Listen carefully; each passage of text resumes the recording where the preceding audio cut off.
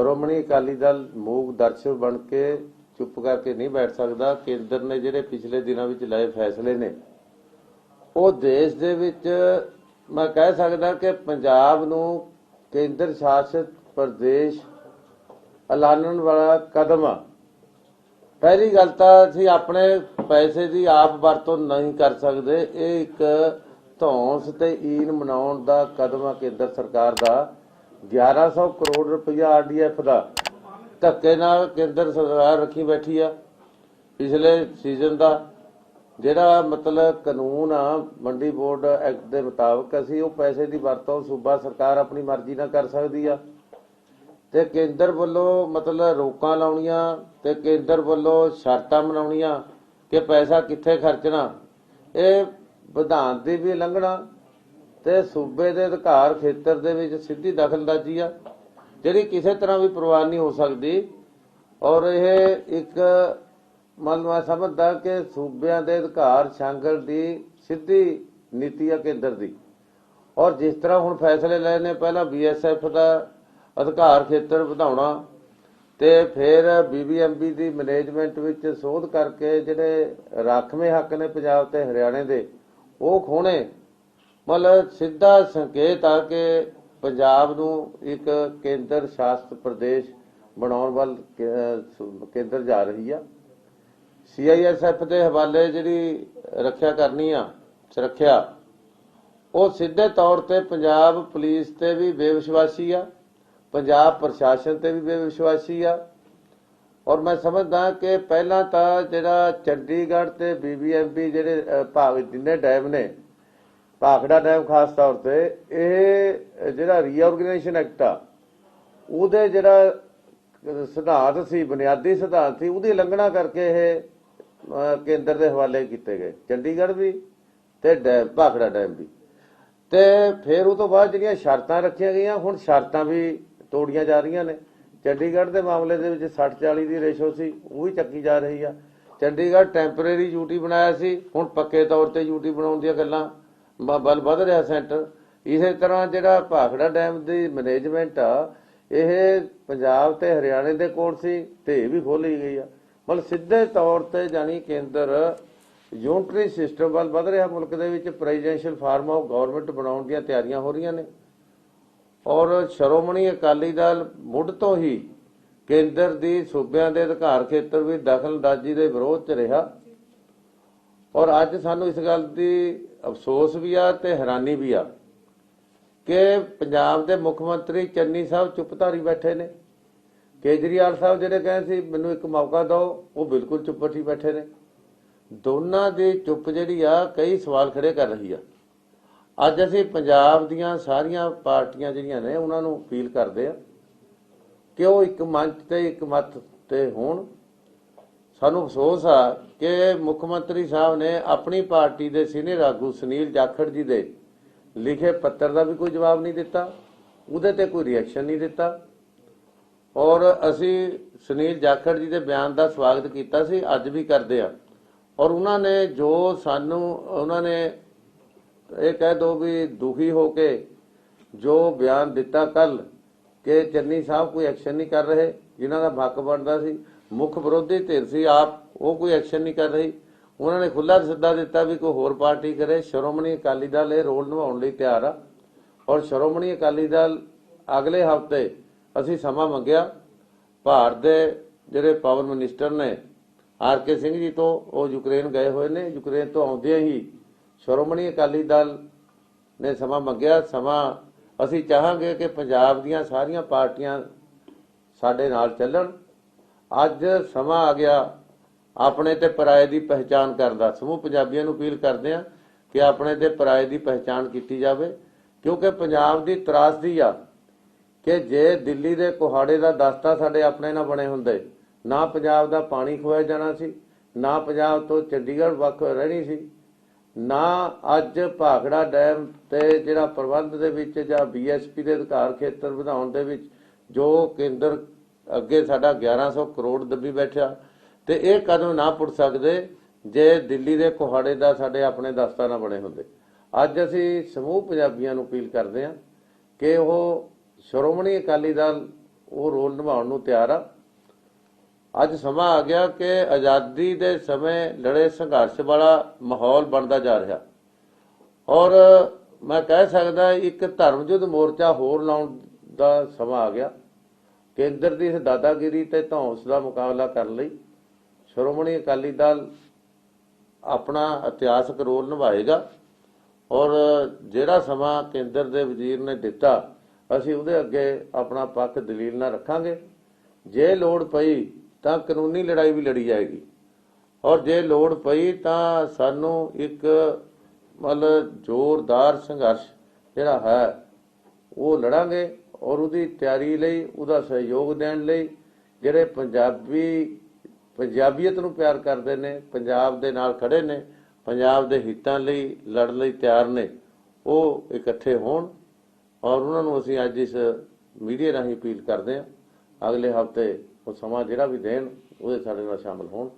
ਇਹ ਅੱਜ ਮੈਂ ਕਹਿਣਾ ਚਾਹੁੰਦਾ ਸੀ ਕਿਉਂਕਿ ਪਿਛਲੇ ਕਈ ਦਿਨਾਂ ਤੋਂ ਲਗਾਤਾਰ ਇਸ ਕਿਸਮ ਦੀਆਂ ਫੈਸਲੇ ਹੋ ਰਹੇ ਨੇ ਜਿਹੜੇ ਕਿਸੇ ਤਰ੍ਹਾਂ ਵੀ ਕੋਈ ਪ੍ਰਦੇਸ਼ ਬਰਦਾਸ਼ਤ ਨਹੀਂ ਕਰੇਗਾ। ਅੱਜ ਖੇਤਰੀਵਾਦ ਦਾ ਖਾਤਮਾ ਕੀਤਾ ਜਾ ਰਿਹਾ। ਅੱਜ ਸੰਵਿਧਾਨ ਦੇ ਜਿਹੜੇ ਮੂਲ ਸਿਧਾਂਤ ਨੇ ਉਹਨਾਂ ਨੂੰ ਨਾਲ ਛੇੜਛਾੜ ਹੋ ਰਹੀ ਆ। ਮੈਂ ਤਾਂ ਇਹ ਕਹਿ ਸਕਦਾ ਕਿ ਸੰਵਿਧਾਨ ਨਿਰਮਾਤਾਵਾਂ ਦੀ ਜਿਹੜੀ ਭਾਵਨਾ ਹੈ ਉਹਨੂੰ ਵੀ ਤਬਾਹ ਕੀਤਾ ਜਾ ਰਿਹਾ, ਉਹਨੂੰ ਵੀ ਖੋਰਾ ਲਾਇਆ ਜਾ ਰਿਹਾ। ਅੱਜ ਜਿਹੜੇ ਵੀ ਲੋਕ ਭਾਰਤ ਦੇ ਸੰਵਿਧਾਨ 'ਚ ਵਿਸ਼ਵਾਸ ਰੱਖਦੇ ਨੇ ਜਾਂ ਸੰਵਿਧਾਨ ਨਿਰਮਾਤਾਵਾਂ ਦੀ ਸੋਚ ਦੇ ਵਿੱਚ ਵਿਸ਼ਵਾਸ ਰੱਖਦੇ ਨੇ, ਡਾਕਟਰ ਅੰਬੇਦਕਰ ਜੀ ਦੀ ਵਿਚਾਰਧਾਰਾ ਨਾਲ ਖੜੇ ਨੇ, ਉਹਨਾਂ ਨੂੰ ਜ਼ਰੂਰ ਸਾਡਾ ਸਾਥ ਦੇਣਾ ਚਾਹੀਦਾ। ਇਹ ਵੀ ਅਸੀਂ ਅਪੀਲ ਕਰਦੇ ਹਾਂ। ਸੋ ਇੰਨਾ ਸੀ ਅੱਜ। ਤੇ ਭੁੱਲਰ ਸਾਹਿਬ ਦੇ ਮਸਲੇ 'ਚ ਬੈਂਸ ਸਾਹਿਬ ਕਹਿਣਾ ਚਾਹੁੰਦੇ ਕਹਿਣਗੇ। ਵੈਸੇ ਤਾਂ ਸਾਰੀ ਗੱਲ ਚੰਦੂ ਮਾਜਰਾ ਸਾਹਿਬ ਨੇ ਕਰਤੀ ਹੈ, ਲੇਕਿਨ ਇੱਕ ਇਸ਼ੂ ਜਿਹੜਾ ਦਵਿੰਦਰਪਾਲ ਸਿੰਘ ਭੁੱਲਰ ਹੋਣਾ ਦੀ ਰਿਹਾਈ ਦਾ ਉਹ ਮੈਂ ਇਸ ਕਰਕੇ ਚੱਕ ਰਿਹਾ ਦੁਆਰਾ ਕਿ ਤੁਹਾਨੂੰ ਯਾਦ ਹੋਏਗਾ ਕਿ ਆਪਾਂ ਇਲੈਕਸ਼ਨ ਤੋਂ ਪਹਿਲਾਂ ਵੀ ਇੱਥੇ ਪ੍ਰੈਸ ਕਾਨਫਰੰਸਿਸ ਕਰਦੇ ਰਹੇ ਹਾਂ ਤੇ ਉਹਨਾਂ ਦੇ ਦੌਰਾਨ ਆਪਾਂ ਮੇਨਲੀ ਇਹ ਗੱਲ ਕਹਿੰਦੇ ਰਹੇ ਹਾਂ ਮੁੱਖ ਤੌਰ ਦੇ ਉੱਤੇ ਕਿ ਕੇਜਰੀਵਾਲ ਜਿਹੜਾ ਹੈ ਉਹ ਪੰਜਾਬ ਦੇ ਸਾਰੇ ਇਸ਼ੂਜ਼ ਦੇ ਉੱਤੇ ਝੂਠ ਬੋਲ ਰਿਹਾ ਹੈ। ਔਰ ਤੁਹਾਨੂੰ ਯਾਦ ਹੋਣਾ ਕਿ ਦਵਿੰਦਰਪਾਲ ਸਿੰਘ ਭੁੱਲਰ ਹੋਣਾ ਦੇ ਇਸ਼ੂ ਤੇ ਪਹਿਲਾਂ ਉਹਨਾਂ ਨੇ ਇਹ ਕਿਹਾ ਸੀ ਕਿ ਦਿੱਲੀ ਸਰਕਾਰ ਦਾ ਮੁੱਦਾ ਹੀ ਨਹੀਂ ਹੈ, ਇਹਦੇ ਪ੍ਰਵਿਊ 'ਚ ਹੀ ਨਹੀਂ ਹੈ। ਲੇਕਿਨ ਬਾਅਦ 'ਚ ਜਦੋਂ ਅਸੀਂ ਉਹ ਡਾਕੂਮੈਂਟ ਇੱਥੇ ਰਿਲੀਜ਼ ਕੀਤੇ ਸ਼੍ਰੋਮਣੀ ਅਕਾਲੀ ਦਲ ਨੇ, ਜਿਸ 'ਚ ਸ਼ੋਅ ਕੀਤਾ ਗਿਆ ਵੀ ਇਹਨਾਂ ਦਾ ਆਪਣਾ ਹੁਕਮ ਸੀ ਇਹ ਕਿ ਜਿਹੜੀ ਉਹ ਕਮੇਟੀ ਬਣਾਈ ਗਈ, ਕਮੇਟੀ ਦੇ ਵਿੱਚ ਫਿਰ 5 ਮੈਂਬਰ ਇਹਨਾਂ ਦੇ ਆਪਣੇ ਸੀ, ਉਹਦਾ ਚੇਅਰਮੈਨ ਇਹਨਾਂ ਦਾ ਆਪਣਾ ਸਤਿੰਦਰ ਜੈਨ ਜਿਹੜਾ ਇਹਨਾਂ ਦਾ ਹੋਮ ਮਿਨਿਸਟਰ ਹੈ। ਤਾਂ ਉਹ ਸਾਰਾ ਜਦੋਂ ਆਪਾਂ ਨੰਗਾ ਕੀਤਾ ਉਸ ਤੋਂ ਬਾਅਦ ਕੇਜਰੀਵਾਲ ਨੇ ਬਿਆਨ ਦਿੱਤਾ ਇਲੈਕਸ਼ਨਾਂ ਤੋਂ 15 ਦਿਨ ਪਹਿਲਾਂ ਕਿ ਮੈਂ ਉਸ ਕਮੇਟੀ ਨੂੰ ਕਹਿ ਦੇਣਾ ਤੇ ਉਹ ਕਮੇਟੀ ਕੱਲ ਮਿਲ ਲੈਗੀ, ਰਿਵਿਊ ਕਰ ਲੈਗੀ। ਤੁਹਾਨੂੰ ਯਾਦ ਹੋਏਗਾ ਮੈਂ ਉਦੋਂ ਆਪਾਂ ਇਹ ਸਾਰੀਆਂ ਗੱਲਾਂ ਕਰਦੇ ਰਹੇ ਹਾਂ। ਲੇਕਿਨ ਉਹ ਇਲੈਕਸ਼ਨਾਂ ਵੀ ਲੰਘ ਗਈਆਂ, ਉਹ ਕਮੇਟੀ ਦੀ ਮੀਟਿੰਗ ਨਹੀਂ ਹੋਈ।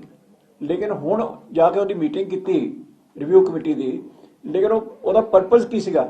ਪਰਪਸ ਤਾਂ ਰਿਵਿਊ ਕਰਨ ਦਾ ਮਤਲਬ ਇਹੀ ਹੁੰਦਾ ਹੈ ਕਿ ਉਸ ਦੇ ਉੱਤੇ ਨਜ਼ਰਸਾਨੀ ਕੀਤੀ ਜਾਵੇ, ਉਹਨੂੰ ਬਦਲਿਆ ਜਾਏ ਫੈਸਲੇ ਨੂੰ। ਲੇਕਿਨ ਉਸੇ ਹੀ ਫੈਸਲੇ ਦੇ ਉੱਤੇ ਦੁਬਾਰਾ ਮੋਹਰ ਲਾਤੀ ਹੈ ਔਰ ਬਹਾਨਾ ਇਹ ਲਾਇਆ ਕਿ ਇਹਨੂੰ ਡੈਫਰ ਕਰਤਾ, ਯਾਨੀ ਕਿ ਉਹ ਵੀ ਇਹ ਹੈ ਕਿ ਅੱਗੇ ਪਾਤਾ, ਯਾਨੀ ਅੱਗੇ ਤਾਂ ਪਹਿਲਾਂ ਹੀ ਬੰਦੇ ਆ ਰਹੇ ਹੈ। ਸੋ ਸਾਡਾ ਜਿਹੜਾ ਮਕਸਦ ਹੈ, ਮਤਲਬ ਹੈ ਕਹਿਣ ਦਾ, ਉਹ ਇਹ ਹੈ ਕਿ ਇਹ ਬੰਦਾ ਜਿਹੜਾ ਹੈ ਕੇਜਰੀਵਾਲ ਇਹ ਐਂਟੀ ਸਿੱਖ ਹੈ, ਐਂਟੀ ਪੰਜਾਬ ਹੈ ਔਰ ਦਵਿੰਦਰਪਾਲ ਸਿੰਘ ਭੁੱਲਰ ਹੋਣਾ ਮਸਲਾ ਕੱਲਾ ਨਹੀਂ ਹੈ। ਇਹ ਜੋ ਮੈਂ ਪਹਿਲਾਂ ਵੀ ਤੁਹਾਨੂੰ ਦੱਸਦਾ ਰਿਹਾ ਕਿ ਦਿੱਲੀ ਦੇ ਵਿੱਚ ਪੰਜਾਬੀਅਤ ਨੂੰ, ਸਿੱਖੀ ਨੂੰ ਪੂਰੀ ਤਰ੍ਹਾਂ ਇਹਨੇ ਖਤਮ ਕੀਤਾ। ਕਿਸੇ ਸਿੱਖ ਚਿਹਰੇ ਨੂੰ ਮਿਨਿਸਟਰ ਦਾ ਕੀ ਬਣਾਉਣਾ, ਕੋਈ ਅਫਸਰ ਵੀ ਨਹੀਂ ਹੈ। ਔਰ ਪੰਜਾਬੀ ਲੈਂਗੁਏਜ ਨੂੰ ਉੱਥੇ ਬੈਨ ਕੀਤਾ। ਪਹਿਲੀ ਵਾਰੀ ਦਿੱਲੀ 'ਚ ਇਸ ਤਰ੍ਹਾਂ ਹੋਇਆ ਕਿ ਪੰਜਾਬੀ ਲੈਂਗੁਏਜ ਦੀ ਜਿਹੜੀ ਪੜ੍ਹਾਈ ਹੈ, ਉਹ ਜਿਹੜੇ ਉਹਨਾਂ ਦੇ ਬੋਰਡ ਦੇ ਸਕੂਲ ਨੇ, ਉਹਨਾਂ ਦੇ ਬਾਹੁਕਮ ਕੇਜਰੀਵਾਲ ਬੰਦ ਕੀਤੀ ਗਈ ਹੈ। ਦਵਿੰਦਰਪਾਲ ਸਿੰਘ ਭੁੱਲਰ ਹੋਣਾ ਦੇ ਇਸ਼ੂ ਤੇ ਅਸੀਂ ਇਹਨੂੰ ਵਾਰਨਿੰਗ ਦੇਣਾ ਚਾਹੁੰਦੇ ਹਾਂ ਸ਼੍ਰੋਮਣੀ ਅਕਾਲੀ ਦਲ ਵੱਲੋਂ ਕਿ ਤੂੰ ਸਿੱਖਾਂ ਦੇ ਜਜ਼ਬਾਤਾਂ ਨਾਲ ਨਾ ਖੇਲ। ਇਹਦੇ ਨਾਲ ਜਿਹੜਾ ਇਹ ਜਿਹੜੀ ਗੱਲ ਹੈ ਨਾ, ਇਹ ਸੰਵਿਧਾਨ ਦੇ ਵੀ ਉਲਟ ਹੈ। ਸੁਪਰੀਮ ਕੋਰਟ ਕਹਿ ਚੁੱਕੀ ਹੈ ਉਹਨਾਂ ਨੂੰ ਰਿਹਾ ਕਰਤਾ ਜਾਏ, ਗਵਰਨਮੈਂਟ ਆਫ ਇੰਡੀਆ ਕਹਿ ਚੁੱਕੀ ਹੈ ਕਿ ਰਿਹਾ ਕਰਤਾ ਜਾਏ, ਉਹ ਸਜ਼ਾ ਪੂਰੀ ਕਰ ਚੁੱਕੇ ਨੇ। ਤੇ ਕੋਈ ਇੱਕ ਰੀਜ਼ਨ ਉਹ ਦਵੇ ਜਿਹਦੇ ਕਰਕੇ ਇਹ ਫਿਰ ਫੈਸਲਾ ਉਹੀ ਲਿਆ। ਔਰ ਮੈਂ ਜਿਹੜੇ ਬੰਦੇ ਇਹਨਾਂ ਦੇ ਚਮਚੇ ਨਾਲ ਤੁਰੇ ਫਿਰਦੇ ਉਦੋਂ ਕਹਿੰਦੇ ਸੀ ਨਹੀਂ ਇਹ ਗਲਤ ਇਲਜ਼ਾਮ ਅਸੀਂ ਲਾ ਰਹੇ ਹਾਂ, ਉਹਨਾਂ ਨੂੰ ਹੁਣ ਸ਼ਰਮਿੰਦੇ ਹੋਣਾ ਚਾਹੀਦਾ ਕਿ ਜਿਹੜਾ ਹੁਣ ਉਹਨੇ ਫੈਸਲਾ ਲਿਆ ਇਲੈਕਸ਼ਨਾਂ ਤੋਂ ਬਾਅਦ ਵੀ ਉਹ ਫਿਰ ਉਹੀ ਹੈ ਜਿਹੜਾ ਪਹਿਲਾਂ ਸੀ। ਅਸੀਂ ਉਦੋਂ ਹੀ ਇਹ ਕਹਿੰਦੇ ਸੀ ਕਿ ਇਹਦੇ ਮਨ 'ਚ ਖੋਟ ਹੈ, ਇਹ ਝੂਠ ਬੋਲ ਰਿਹਾ ਕਿ ਮੇਰਾ ਫੈਸਲਾ ਨਹੀਂ ਹੈ ਕੇਂਦਰ ਦਾ। ਫਿਰ ਇਹ ਕਹਿੰਦਾ ਸੀ ਮੇਰੀ ਕਮੇਟੀ ਨਹੀਂ ਹੈ, ਮੈਂ ਚਲੋ ਫਿਰ ਕਹਿੰਦਾ ਮੰਨ ਗਿਆ ਕਮੇਟੀ ਮੇਰੀ ਹੈ, ਫਿਰ ਕਹਿੰਦਾ ਮੈਂ ਕਹਿ ਦਿੰਦਾ ਅੱਜ ਹੀ ਕਹਿ ਦਿੰਦਾ ਕੱਲ ਹੋ ਜਾਏਗਾ।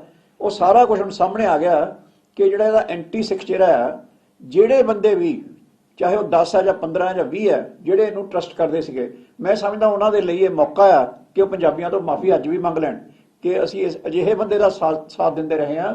ਜਿਸ ਤਰ੍ਹਾਂ ਚੰਦੂ ਮਾਜਰਾ ਸਾਹਿਬ ਨੇ ਕਿਹਾ ਕਿ ਤੁਸੀਂ ਗੈਰ ਦੇ ਕੁਹਾੜੇ ਦਾ ਜਿਹੜਾ ਹੱਥਾ ਬਣਦੇ ਰਹੇ ਹੋ, ਉਹ ਅੱਜ ਵੀ ਇਸ ਗੱਲ ਤੋਂ ਮਾਫੀ ਮੰਗ ਲੈਣ ਤੇ ਦੋਸ਼ ਮੁਕਤ ਹੋ ਜਾਣ। ਇਹ ਜਿਹੜੇ ਔਰ ਮੈਂ ਦੁਬਾਰਾ ਇਹ ਗੱਲ ਕਹਿਣਾ ਚਾਹੁੰਦਾ ਕਿ ਦਵਿੰਦਰਪਾਲ ਸਿੰਘ ਭੁੱਲਰ ਹੋਣਾ ਦੀ ਜਿਹੜੀ ਰਿਹਾਈ ਹੈ ਉਹ ਤੁਰੰਤ ਹੋਣੀ ਚਾਹੀਦੀ ਹੈ, ਕਿਉਂਕਿ ਉਹ ਸਾਰੀ ਆਪਣੀ ਸਜ਼ਾ ਕੱਟ ਚੁੱਕੇ ਆ ਔਰ ਉਹਨਾਂ ਦੀ ਜਿਹੜੀ ਸਿਹਤ ਹੈ ਉਹ ਇਸ ਹਾਲਤ 'ਚ ਹੈ ਕਿ ਉਹਨਾਂ ਨੂੰ ਵਿਦਆਊਟ ਕਿਸੇ ਬੰਦੇ ਦੀ ਹੈਲਪ ਤੋਂ ਬਿਨਾਂ ਉਹ ਖਾਣਾ ਤੱਕ ਨਹੀਂ ਖਾ ਸਕਦੇ। ਤੇ ਇਹ ਦੱਸ ਰਿਹਾ ਕਿ ਅੱਤਵਾਦੀ ਜਾਂ ਦੇਸ਼ 'ਚ ਅੱਗ ਲੱਗ ਜਾਏਗੀ, ਆਹ ਹੋ ਜਾਏਗਾ, ਉਹ ਹੋ ਜਾਏਗਾ। ਤੋ ਵਨਸ ਅਗੇਨ ਮੈਂ ਇਹ ਮੰਗ ਕਰਦੇ ਹਾਂ ਸੀ ਪਾਰਟੀ ਵੱਲੋਂ ਕਿ ਦਵਿੰਦਰਪਾਲ ਸਿੰਘ ਭੁੱਲਰ ਹੋਣਾ ਦੀ ਰਿਹਾਈ ਤੁਰੰਤ ਕੀਤੀ ਜਾਵੇ। ਔਰ ਇਹ ਮੀਟਿੰਗ ਜਿਹੜੀ ਇਹਨਾਂ ਨੇ ਪਖੰਡ ਜਿਹਾ ਕੀਤਾ ਹੈਗਾ, ਡਰਾਮਾ ਜਿਹਾ ਕੀਤਾ ਹੈਗਾ, I think even the government of India should intervene. ਜਦੋਂ ਗਵਰਨਮੈਂਟ ਆਫ ਇੰਡੀਆ ਕਹਿ ਚੁੱਕੀ ਹੈ ਕਿ ਸਾਨੂੰ ਰਿਹਾਈ ਤੇ ਕੋਈ ਇਤਰਾਜ਼ ਨਹੀਂ ਹੈ, ਸੁਪਰੀਮ ਕੋਰਟ ਕਹਿ ਚੁੱਕੀ ਹੈ ਕਿ ਇਹਦੀ ਸਜ਼ਾ ਪੂਰੀ ਹੋ ਚੁੱਕੀ ਹੈ, ਤਾਂ I think the government of India should also intervene. ਔਰ ਮੇਬੀ ਕੱਲ ਨੂੰ ਅਸੀਂ ਦੇਖਦੇ ਸਾਰਾ ਲੀਗਲ ਕਰਾਂਗੇ ਐਗਜ਼ਾਮਨ ਸਾਰਾ ਕੁਝ, ਲੋੜ ਪਈ ਤਾਂ ਅਸੀਂ ਲੀਗਲ ਰਿਜ਼ੋਰਟ ਵੀ ਲਵਾਂਗੇ ਇਸ ਗੱਲ ਦੇ ਉੱਤੇ। ਅੱਛਾ, ਇੱਕ ਗੱਲ ਮੈਂ ਰਹਿ ਗਈ ਸੀ, ਮਨੀਸ਼ ਤਿਵਾੜੀ ਜਿਹੜੇ ਅਨੰਦਪੁਰ ਸਾਹਿਬ ਤੋਂ ਮੈਂਬਰ ਲੋਕ ਸਭਾ ਨੇ, ਉਹਨਾਂ ਵੱਲੋਂ ਜਿਹੜਾ ਚੰਡੀਗੜ੍ਹ ਨੂੰ ਲਈ ਇੱਕ ਰਾਜ ਸਭਾ ਸੀਟ ਦੀ ਮੰਗ ਕਰਨੀ, ਉਹ ਸਰਾਸਰ ਪੰਜਾਬ ਵਿਰੋਧੀ ਆ। ਔਰ ਉੱਥੋਂ ਦੀ ਜਿਹੜੀ ਕਾਰਪੋਰੇਸ਼ਨ ਨੇ ਜਿਹੜਾ ਮਤਾ ਪਾਇਆ ਉਹਦੀ ਅਸੀਂ ਸਖਤ ਨਿੰਦਾ ਕਰਦੇ ਹਾਂ। ਔਰ ਮੈਂ ਸਮਝਦਾ ਕਿ ਉਸੇ ਸਾਜ਼ਿਸ਼ ਦਾ ਹਿੱਸਾ ਜਿਹੜੀ ਮੈਂ ਪਹਿਲਾਂ ਕਹੀ ਆ ਕਿ ਚੰਡੀਗੜ੍ਹ ਨੂੰ ਪੱਕੇ ਤੌਰ ਤੇ ਕੇਂਦਰ ਦੇ ਹਵਾਲੇ ਕਰਨ ਦਾ, ਜਦੋਂ ਕਿ ਮਤਲਬ ਫੈਸਲਾ ਇਹ ਹੋਇਆ ਸੀ ਕਿ ਇਹ ਟੈਂਪਰੇਰੀ ਆ। ਤੇ ਮੈਂ ਜਿਹੜੀ ਗੱਲ ਪਹਿਲਾਂ ਕਹੀ ਆ ਉਹ ਫੇਰ ਦੁਹਰਾਉਣਾ ਚਾਹੁੰਦਾ ਕਿ ਜਿਹੜੇ ਇਹ ਇੱਕ ਇਤਿਹਾਸ ਆ, ਜੇ ਮਹਾਰਾਜਾ ਰਣਜੀਤ ਸਿੰਘ ਦੀ ਮੌਤ ਤੋਂ ਬਾਅਦ ਡੋਗਰੇ ਉਹਨਾਂ ਦੇ ਪਰਿਵਾਰ ਵਿੱਚ ਨਾ ਵੜੇ ਹੁੰਦੇ ਤਾਂ ਪੰਜਾਬ ਕਦੇ ਗੁਲਾਮ ਨਹੀਂ ਸੀ ਹੋਣਾ, ਨਾ ਸਾਕਾ ਨਨਕਾਣਾ ਹੋਣਾ ਸੀ, ਨਾ ਦੇਸ਼ ਦੀ ਵੰਡ ਹੋਣੀ ਸੀ, ਨਾ ਚਾਬੀਆਂ ਦੇ ਮੋਰਚੇ ਲੱਗਣੇ ਸੀ, ਨਾ ਭਗਤ ਸਿੰਘ ਸਰਾਭੇ ਉਦਮ ਸਿੰਘ ਹੋਰਾਂ ਨੂੰ ਫਾਂਸੀ ਚੜ੍ਹਨਾ ਪੈਣਾ ਸੀ। ਇਹ ਜਿਹੜੇ ਡੋਗਰਿਆਂ ਦਾ ਰੋਲ ਅਦਾ ਕਰਨ ਵਾਲੇ ਲੋਕ ਨੇ, ਉਹਨਾਂ ਨੂੰ ਅਸੀਂ ਸਾਵਧਾਨ ਕਰਨਾ ਚਾਹੁੰਦੇ ਹਾਂ, ਉਹਨਾਂ ਨੂੰ ਅਸੀਂ ਤਾੜਨਾ ਕਰਨਾ ਚਾਹੁੰਦੇ ਹਾਂ ਕਿ ਪੰਜਾਬ ਦੇ ਜਜ਼ਬਾਤਾਂ ਨਾਲ ਨਾ ਖੇਡਣ, ਪੰਜਾਬ ਦੇ ਬਾਰ-ਬਾਰ ਚੂੰਡੀਆਂ ਨਾ ਵੱਢਣ, ਉਹ ਦਿੱਲੀ ਦੇ ਦਸਤੇ ਦਾ ਕੁਹਾੜੇ ਦਾ ਦਸਤਾ ਨਾ ਬਣਨ। ਔਰ ਇਹ ਖਤਰਨਾਕ ਖੇਡ ਖੇਡ ਰਹੇ ਨੇ ਜਿਹੜੇ ਵੀ ਪੰਜਾਬ ਵਿਰੋਧੀ, ਪੰਜਾਬ ਦਾ ਖਾ ਕੇ, ਪੰਜਾਬ ਦਾ ਹੰਢਾ ਕੇ ਤੇ ਪੰਜਾਬ ਦੇ ਵਿਰੋਧੀ ਭੁਗਤ ਰਹੇ ਨੇ। ਸੋ ਅਸੀਂ ਅੱਜ ਸ਼੍ਰੋਮਣੀ ਅਕਾਲੀ ਦਲ ਵੱਲੋਂ ਉਹਨਾਂ ਨੂੰ ਅਪੀਲ ਕਰਨਾ ਚਾਹੁੰਦੇ ਹਾਂ ਕਿ ਉਹ ਇਸ ਕਿਸਮ ਦਾ ਰੋਲ ਨਿਭਾਉਣਾ ਬੰਦ ਕਰਨ। ਔਰ ਸ਼੍ਰੋਮਣੀ ਅਕਾਲੀ ਦਲ ਇਹਦਾ ਡਟ ਕੇ ਵਿਰੋਧ ਕਰੇਗਾ ਜੇ ਇਸ ਕਿਸਮ ਦਾ ਕਦਮ ਕੇਂਦਰ ਨੇ ਇਹਨਾਂ ਲੋਕਾਂ ਦੇ ਕਹੇ ਤੇ ਚੁੱਕਿਆ। ਹੋਰ ਕੋਈ ਸਵਾਲ? ਨਹੀਂ, ਆਬਜੈਕਸ਼ਨ ਇਹੀ ਆ ਕਿ ਚੰਡੀਗੜ੍ਹ ਹਿੱਸਾ ਹੀ ਪੰਜਾਬ ਦਾ। ਜੇ ਰੀਆਰਗੇਨਾਈਜੇਸ਼ਨ ਐਕਟ ਦੇ ਤਹਿਤ ਜਿਹੜੀ ਸਿਧਾਂਤ ਬਣਾਇਆ ਸੀ, ਨਿਯਮ ਬਣਾਏ ਸੀ, ਤਹਿਸੀਲ ਨੂੰ ਇਕਾਈ ਬਣਾਇਆ ਸੀ, ਚੰਡੀਗੜ੍ਹ ਖਰੜ ਤਹਿਸੀਲ ਦਾ ਹਿੱਸਾ ਸੀ। ਇਹ ਤਾਂ ਇਹਨਾਂ ਨੇ ਟੈਂਪਰੇਰੀ ਤੌਰ ਤੇ ਵੀ, ਵਕਤੀ ਤੌਰ ਤੇ ਚਲੋ ਅਸੀਂ ਇਹਨੂੰ ਕੇਂਦਰ ਪ੍ਰਦੇਸ਼ ਕਰ ਦਿੰਦੇ ਆ ਤੇ ਕੁਝ ਇਸ਼ੂ ਸੀਗੇ ਜਿਹੜੇ ਉਹ ਸੌਟ ਆਊਟ ਹੋ ਜਾਣਗੇ। ਮੇਨ ਤਾਂ ਇਹੀ ਸੀ ਵੀ ਸੂਬਾ ਨਵਾਂ ਬਣਿਆ ਹਰਿਆਣਾ, ਉਹਨੂੰ ਰਾਜਧਾਨੀ ਲਈ ਅਸੀਂ ਥਾਂ ਲੱਭ ਕੇ ਕੋਈ ਕਰ ਦਾਂਗੇ। ਪਰ ਇਹ ਤਾਂ ਜਿਵੇਂ ਕਹਿੰਦੇ ਅੱਗ ਲੈਣ ਆਈ ਘਰ ਦੀ ਮਾਲਕ ਬਣ ਬੈਠੀ, ਉਹ ਗੱਲ ਹੋਈ ਹੈ। ਤਾਂ ਪਰ ਰੱਖਿਆ ਤਾਂ ਵਕਤੀ ਤੌਰ ਤੇ ਸੀ, ਬਣ ਕੇ ਪੂਰਾ ਮੁਕੰਮਲ ਤੌਰ ਤੇ ਹੁਣ ਤਾਂ 60-40 ਵਾਲੀ ਗੱਲ ਵੀ ਉਡਾਤੀ। ਹੁਣ ਤਾਂ ਕਾਨੂੰਨ ਹੈ ਸਾਰੇ ਆਪਣੀ ਮਰਜ਼ੀ ਦੇ ਲਾਗੂ ਕਰਨ ਲੱਗੇ ਪੰਜਾਬ ਦਾ। ਤਾਂ ਹੁਣ ਤੁਸੀਂ ਇਹ ਦੱਸੋ ਵੀ ਜਿਹੜੇ ਕੰਸਰਨਡ ਸਟੇਟਸ ਨੇ, ਜੇ ਸਿਕਿਉਰਿਟੀ ਵੀ ਇਹਨਾਂ ਨੇ ਬਦਲਣੀ ਸੀ ਤਾਂ ਕੰਸਰਨਡ ਸਟੇਟਸ ਨੂੰ ਤਾਂ ਪੁੱਛਦੇ ਵੀ ਤੁਸੀਂ ਸਿਕਿਉਰਿਟੀ ਕਰ ਸਕਦੇ ਹੋ ਕਿ ਨਹੀਂ ਕਰ ਸਕਦੇ। ਹੁਣ 90 ਕਰੋੜ ਰੁਪਈਆ ਖਰਚਾ ਕੰਸਰਨਡ ਸਟੇਟ ਦੇਣਗੇ ਤੇ ਮੁਲਾਜ਼ਮ ਜਿਹੜੇ ਹੋਣਗੇ ਸੈਂਟਰ ਦੇ ਹੋਣਗੇ। ਮਤਲਬ ਇਹ ਤਾਂ ਮਤਲਬ ਸ਼ਰੇਆਮ ਧੱਕਾ। ਤੁਸੀਂ ਉਹਦਾ ਅਧਿਕਾਰ ਵੀ ਖੋਲੋ ਤੇ ਵਰਗੇ ਖਰਚਾ ਵੀ ਤੁਹਾਡੇ ਤੇ ਪਾਓ। ਮਤਲਬ ਇਸ ਕਿਸਮ ਦੀਆਂ ਗੱਲਾਂ ਜਿਹੜੀਆਂ ਨੇ ਪੰਜਾਬ ਨੂੰ ਇੱਕ ਕਿਸਮ ਦੇ ਮਤਲਬ ਇੱਕ ਟੈਸਟ ਵਿੱਚ ਪਾਇਆ ਜਾ ਰਿਹਾ। ਇੱਕ ਛੋਟੀ ਜਿਹੀ ਗੱਲ ਮੈਂ ਐਡ ਕਰਦਾ ਜੀ, ਇੱਕ ਮਿੰਟ ਜੀ, ਛੋਟੀ ਜਿਹੀ ਗੱਲ ਮੈਂ ਐਡ ਕਰਦਾ। ਇਹ ਤੁਹਾਨੂੰ ਯਾਦ ਕਰਾਦਾ ਸਾਰਿਆਂ ਨੂੰ, ਪ੍ਰੈਸ ਸਾਹਿਬ ਜਿਹੜੀ ਗੱਲ ਕਹਿ ਰਹੇ ਨੇ ਉਹਨੂੰ ਐਲੈਬੋਰੇਟ ਕਰ ਰਿਹਾ ਮੈਂ, ਕਿ ਜਦੋਂ ਚੰਡੀਗੜ੍ਹ ਬਾਰੇ ਫੈਸਲਾ ਹੋਇਆ ਸੀ ਸ਼ੁਰੂ ਤੋਂ, ਜਦੋਂ ਆਪਣਾ ਜਦੋਂ ਰੀਆਰਗੇਨਾਈਜੇਸ਼ਨ ਹੋਈ ਹੈ, ਉਸ ਵੇਲੇ ਇਹ ਫੈਸਲਾ ਹੋਇਆ ਸੀਗਾ ਕਿ Chandigarh will go to Punjab. ਇਹ ਕਲੀਅਰ ਸੀ, ਇਹਦੇ ਬਾਰੇ ਕੋਈ ਸ਼ੱਕ ਨਹੀਂ ਸੀ। ਦੂਜੀ ਗੱਲ ਇਹ ਸੀ ਕਿ ਇਹਦੇ ਬਦਲੇ 'ਚ ਸ਼ਾਇਦ ਹਰਿਆਣੇ ਨੂੰ ਕੁਝ ਇਲਾਕੇ ਜਾਣੇ ਚਾਹੀਦੇ ਆ। ਉਹਦੇ ਬਾਰੇ ਫਿਰ ਕਮਿਸ਼ਨ ਬਣੇ।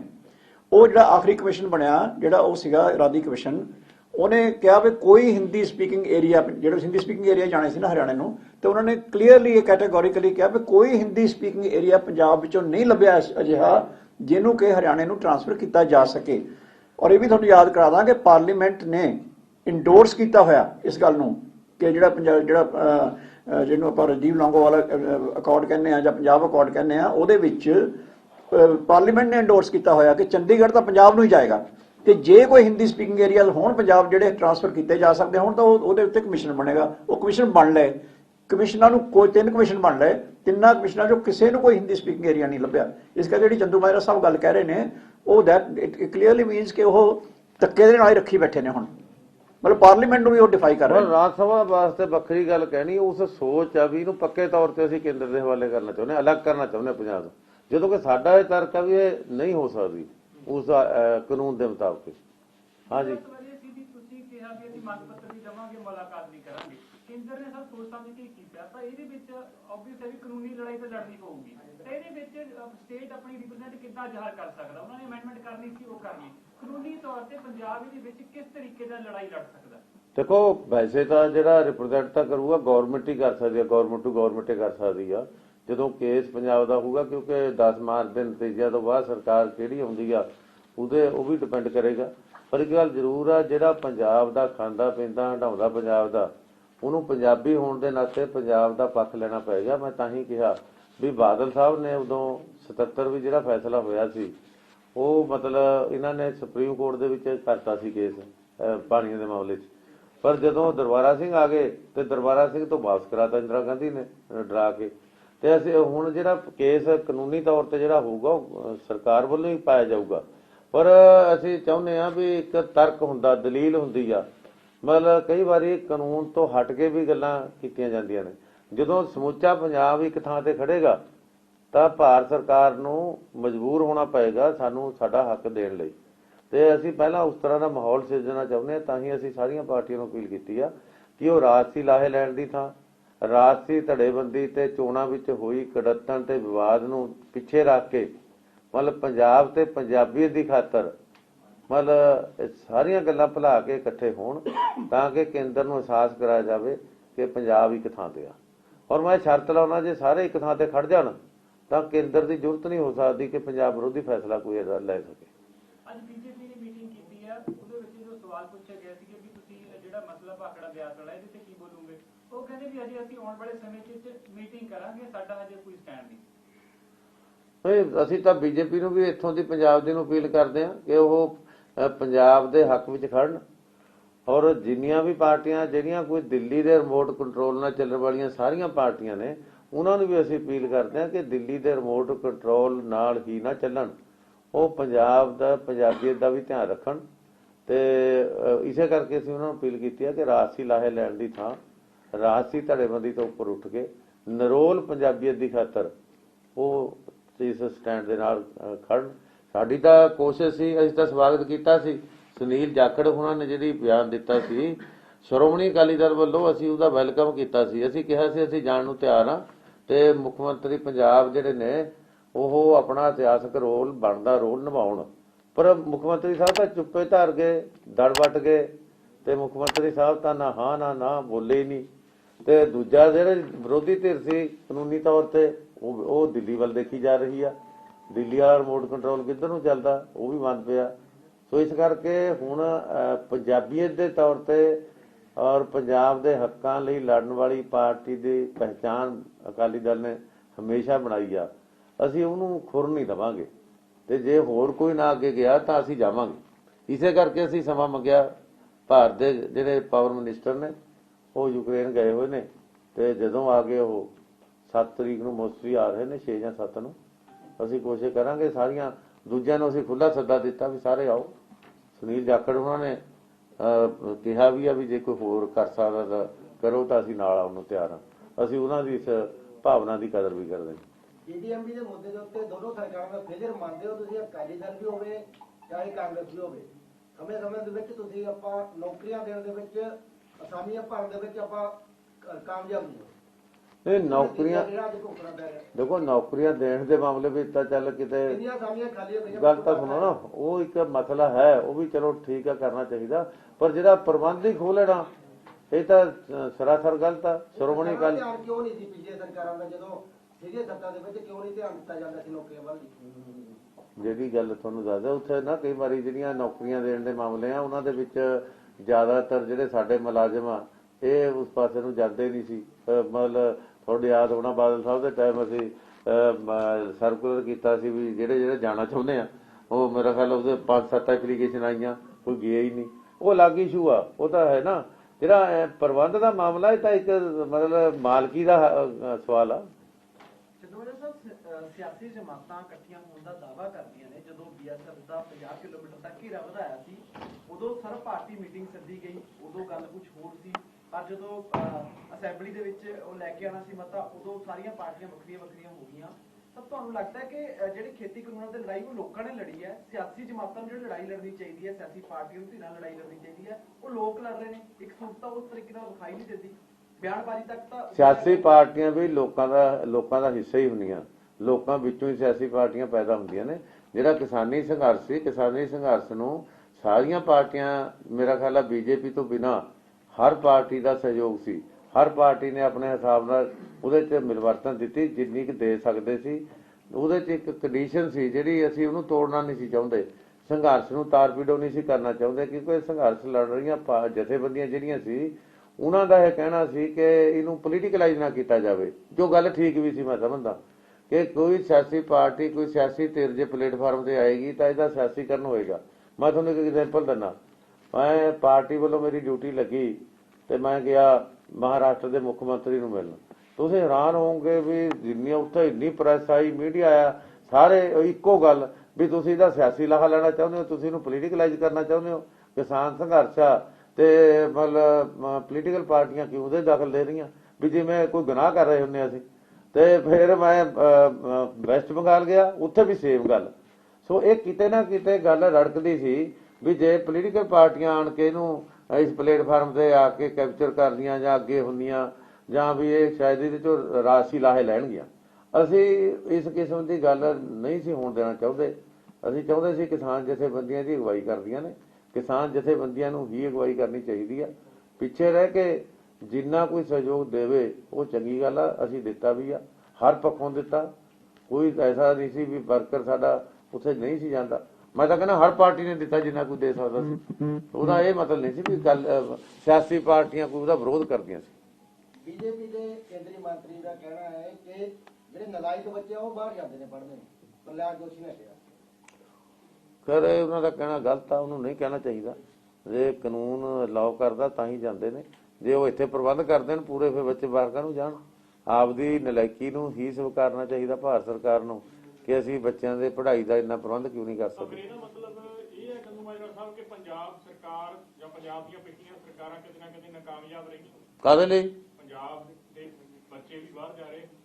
ਪੰਜਾਬ ਤਾਂ ਇਕੱਲੇ ਪੰਜਾਬ ਦੇ ਥੋੜ੍ਹੇ ਸਾਰੇ ਦੇਸ਼ ਤੇ ਹੀ ਜਾ ਰਹੇ ਆ। ਮੈਂ ਤਾਂ ਇਹ ਤਾਂ ਗੱਲ ਮੰਨਣੀ ਪਏਗੀ ਨਾ। ਅਸੀਂ ਐਜੂਕੇਸ਼ਨ ਦੇ ਵਿੱਚ ਜਿੰਨੇ ਪ੍ਰਬੰਧ ਹੋਣੇ ਚਾਹੀਦੇ ਸੀ ਉਹਨੇ ਨਹੀਂ ਕਰ ਸਕੇ, ਇਸੇ ਕਰਕੇ ਬੱਚੇ ਬਾਹਰ ਜਾ ਰਹੇ ਨੇ। ਕਰਨਾ ਚਾਹੀਦਾ ਆਪਣੇ ਦੇਸ਼ ਦੇ ਵਿੱਚ ਇਨਫਰਾਸਟ੍ਰਕਚਰ ਜਿਹੜਾ ਹੈ, ਸਾਨੂੰ ਜ਼ਰੂਰ ਉਹਦੇ ਵੱਲ ਧਿਆਨ ਦੇਣ ਦੀ ਲੋੜ ਹੈ। ਚੰਗਾ ਜੀ, ਥੈਂਕ ਯੂ। ਹਾਂਜੀ, ਪਾਰਟੀ ਆ ਉਹਦੇ ਨਾਲ ਜੁੜਿਆ ਹੋਇਆ ਦੋ ਗੱਲਾਂ ਤੇ ਹੋਰ ਮੁੱਦਾ ਵੀ ਹੈਗਾ। ਸਿੱਖਿਆ ਬੋਰਡ ਦੀਆਂ ਕਿਤਾਬਾਂ ਨੂੰ ਲੈ ਕੇ 12ਵੀਂ ਜਮਾਤ ਦੀਆਂ ਉਹ ਕਾਫੀ ਤੁਸੀਂ ਦੇਖੋ 28 ਤਰੀਕ ਨੂੰ ਵੱਡਾ ਇਕੱਠ ਜਿਹੜਾ ਸਿੱਖਿਆ ਬੋਰਡ ਦੇ ਬਾਹਰ ਕੀਤਾ ਗਿਆ ਸੀ, ਪਰ ਅਕਾਲੀ ਦਲ ਦੇ ਵੱਲੋਂ ਕੋਈ ਠੋਸ ਰਿਐਕਸ਼ਨ ਇਹਨਾਂ ਚੀਜ਼ਾਂ ਉੱਤੇ? ਇਹ ਸ਼੍ਰੋਮਣੀ ਅਕਾਲੀ ਦਲ ਨੇ ਪਹਿਲਾਂ ਵੀ ਇਸ਼ੂ ਚੁੱਕਿਆ ਸੀ। ਸ਼੍ਰੋਮਣੀ ਗੁਰਦੁਆਰਾ ਪ੍ਰਬੰਧਕ ਕਮੇਟੀ ਵੱਲੋਂ ਵੀ ਇਹਦੇ 'ਚ ਮਤਲਬ ਕਮੇਟੀ ਜਿਹੜੀ ਬਣੀ ਸੀ ਉਹਦੇ 'ਚ ਯੋਗਦਾਨ ਪਾਇਆ ਸੀ। ਅਸੀਂ ਹੁਣ ਵੀ ਚਾਹੁੰਦੇ ਹਾਂ ਵੀ ਜਿਹੜਾ ਨਾ ਇਤਿਹਾਸ ਨੂੰ ਤੋੜ ਮੋੜ ਲਿਖਿਆ ਜਾ ਸਕਦਾ, ਨਾ ਆਗਿਆ ਦਿੱਤੀ ਜਾ ਸਕਦੀ ਆ। ਤੇ ਬਲਕਿ ਇਸ ਇੱਥੋਂ ਤੱਕ ਵੀ ਕਿਹਾ ਸੀ ਵੀ ਜਿਹੜਾ ਧਾਰਮਿਕ ਮਾਮਲਿਆਂ ਵਿੱਚ ਆ ਜਾਂ ਜਿਹੜੀ ਹਿਸਟਰੀ ਆ ਉਹਦੇ 'ਚ ਜਿਹੜੀ ਮਾਨਤਾ ਪ੍ਰਾਪਤ ਸੰਸਥਾ ਹੈ SGPC, ਉਹਦਾ ਜ਼ਰੂਰ ਉਹਦੇ ਨਾਲ ਸਲਾਹ ਕਰ ਲੈਣੀ ਚਾਹੀਦੀ ਆ। ਉਹਦੇ ਨੁਮਾਇੰਦੇ ਨਾਲ ਗੁਰੂ ਸਾਹਿਬਾਨਾਂ ਬਾਰੇ ਜੇ ਕੁਝ ਲਿਖਣਾ, ਕੋਈ ਧਾਰਮਿਕ ਕਿਸੇ ਸੰਸਥਾ ਦਾ ਕੋਈ ਹੋਵੇ, ਉਹਨਾਂ ਦੀ ਰਾਏ ਲੈ ਲੈਣੀ ਚਾਹੀਦੀ ਹੈ ਤਾਂ ਕਿ ਕਿਸੇ ਸੰਸਥਾ ਦੇ ਕਿਸੇ ਧਰਮ ਦੇ ਜਜ਼ਬਾਤਾਂ ਨਾਲ ਕਿਸੇ ਵਿਦਵਾਨ ਨੂੰ ਮਤਲਬ ਖੇਡਣ ਦਾ ਮੌਕਾ ਨਾ ਮਿਲ ਸਕੇ। ਓਕੇ ਜੀ, ਥੈਂਕ ਯੂ।